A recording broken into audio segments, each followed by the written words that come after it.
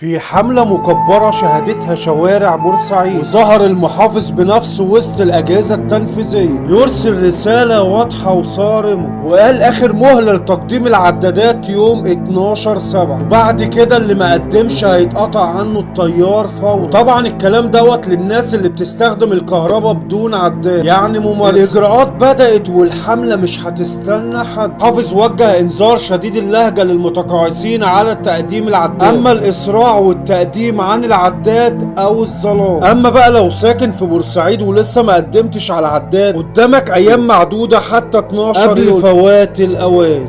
اليكم الفيديو. قدموا يا جماعه اولادي، قدموا على العدادات عشان نعرف نخلص شغلنا.